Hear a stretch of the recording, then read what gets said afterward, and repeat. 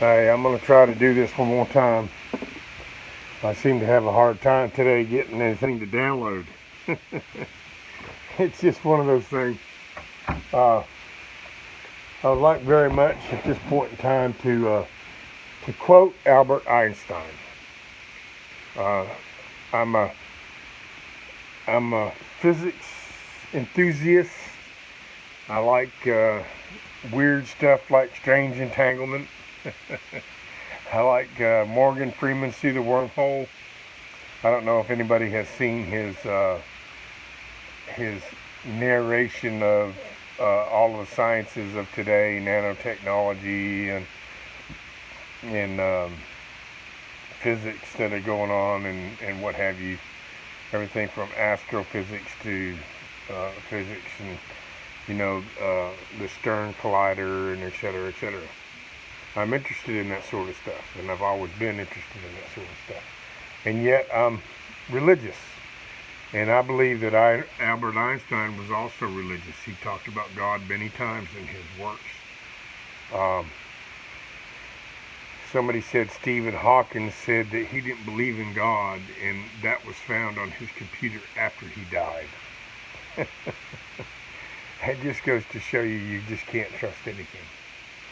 But anyway, Einstein said raise new questions and explore new possibilities, and to regard old problems from a new perspective.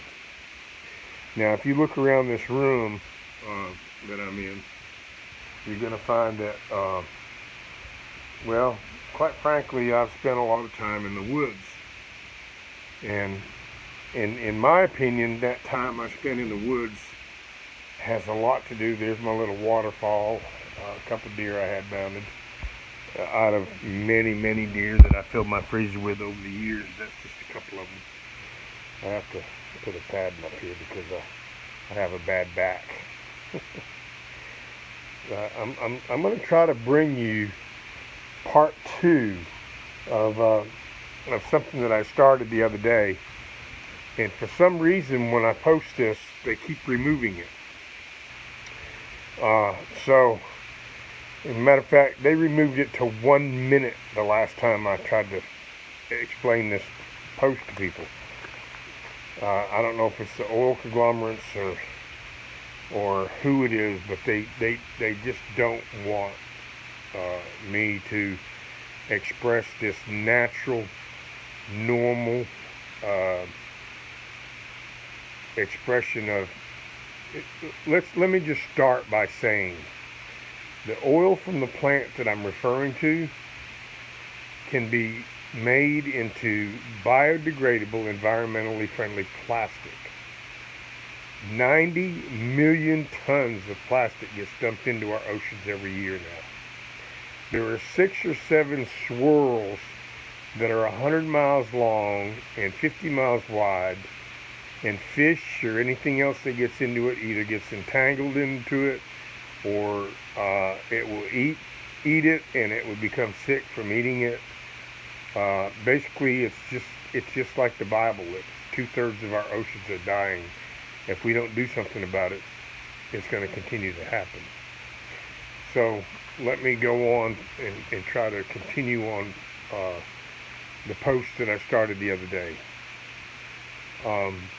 My post is something that I really believe that the oil conglomerates should grab onto.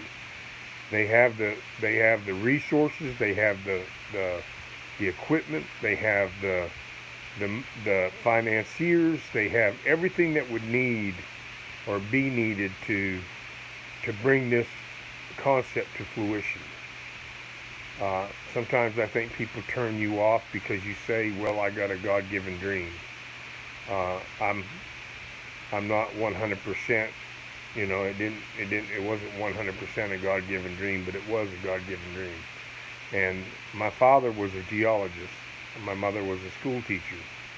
So I got a pretty good education just from the raising that I had.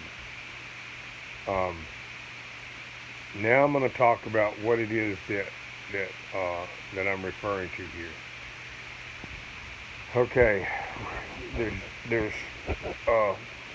in this concept, this dream I had, there was desalination factories.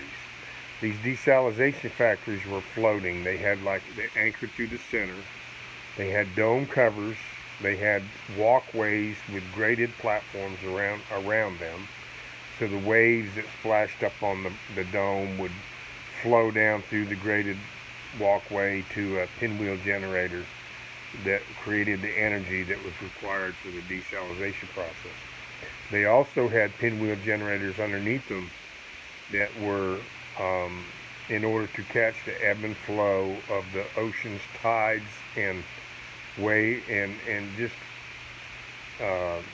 basically the ebb and flow of the ocean was creating the energy that was required for the desalination process.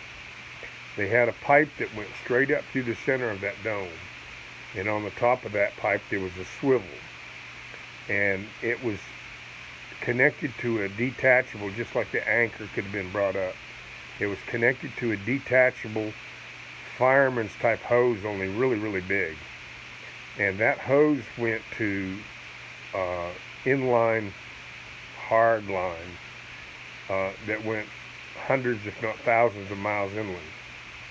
And what was being done with that water, which the desalination factory, the best possible use of that energy from the ocean was to desalinate water into clean water. And what was happening to that water is it was being pumped thousands of miles inland. And what it was doing is it was going to first, in a dream you can fly, in a dream you can talk to people. It's weird because I talked to the guy on the desalination factory. He explained to me about how the pinwheel generators worked and how they absorb the energy from the tides, the ebb and flow of the ocean, et cetera, et cetera.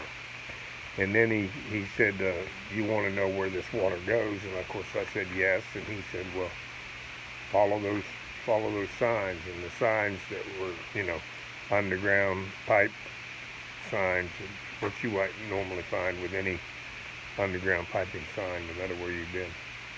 Anyway, I went a very long way following those signs, and I started coming to these in-ground homes. A man stepped out of an in-ground home and he said, "Are you Kenny?" And I was like, "Yeah." And he said, "I've been expecting you."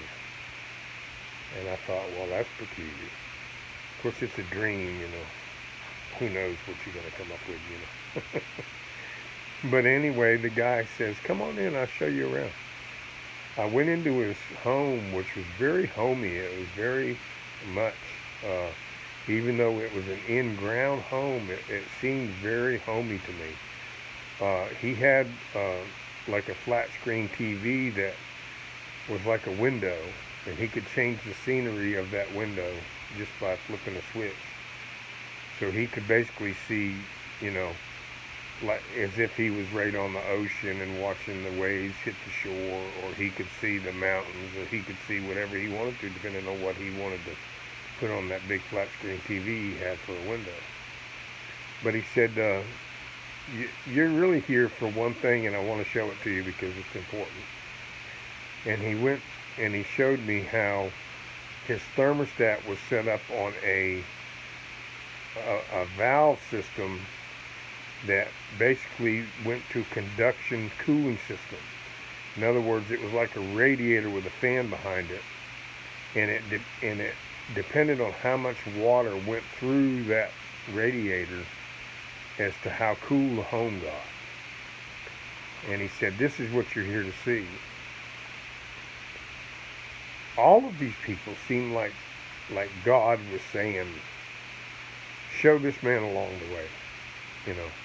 It seemed weird to me, but at the same time, I'm a firm believer in God. I've seen my grandkids' auras when I had my heart attack, and so I'm one of them people that there's no scientific explanation for why my one grandchild, who just now is getting a heart transplant, by the way.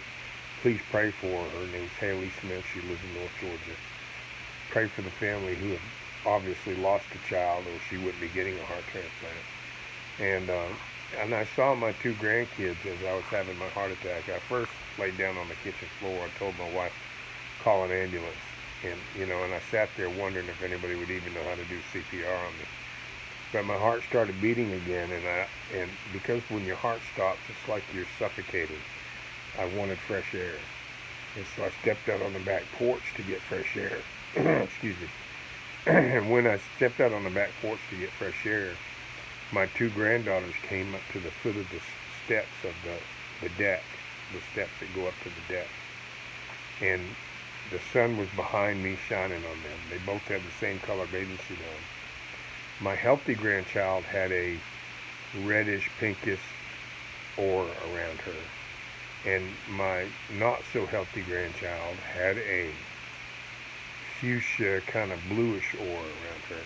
And the only way I can describe it was like a fuzzy rainbow. And if you had said aura to me before that day, I would have laughed in your face.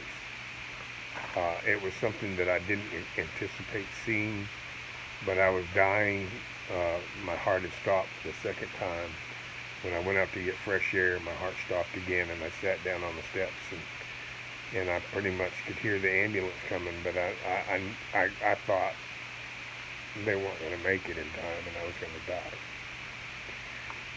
die. It's funny, the main thing that happens to you when you're dying is you have